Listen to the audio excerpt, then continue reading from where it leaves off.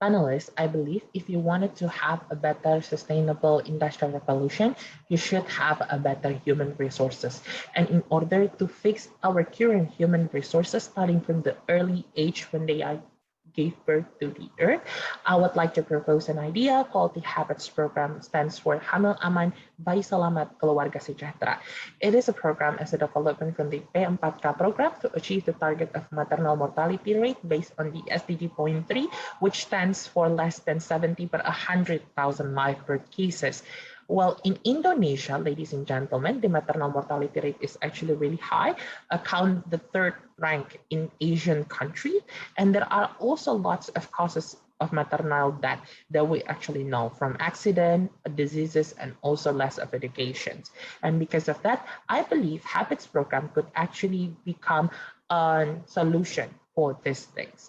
So the environmental potentials and needs to be acknowledged is that there is three late condition: being late in making decisions, being late in reaching a referral point, and being late in getting right help at the health facility, which already increasingly happen in Indonesia, because there are lack of knowledge and attitude where people cannot recognize early signs and symptoms of risky pregnancies. But also there are limitations of the P4K program, which they don't have absence of pre and post marital education and time between pregnancies educations.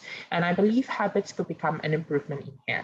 So our target is that we're going to make this habits program by integrating cooperations with the Ministry of Health, Government of Indonesia, the local government, and also the professional organizations that regulate the health workers itself. But at the end of the habits program, also we going to achieve those targets close to 70 per 100,000 live birth cases of MMR.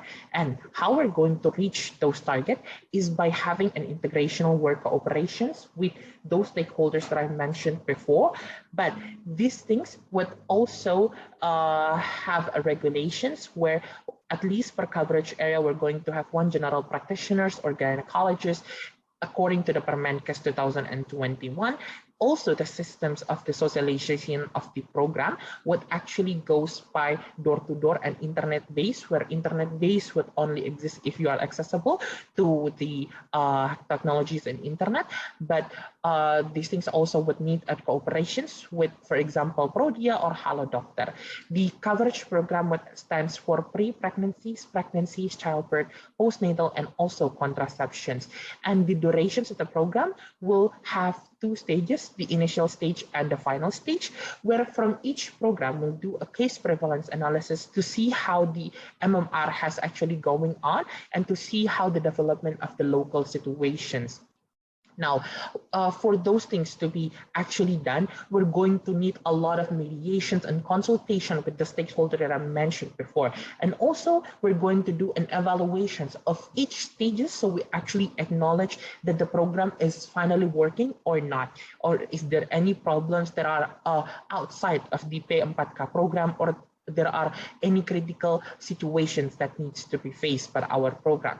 But at the end of the program, what we would like to achieve is that not just those MMR number to be decreased, but also that this mother could have a better education, that that she has a better support from his family, from her husband, so they could raise these young little ones to become the millennial who are going to change the industrial revolution phase of Indonesia and the world itself, ladies and gentlemen. And so that's why I believe that the program could become a solution for us for now and in the futures. So that is all for me.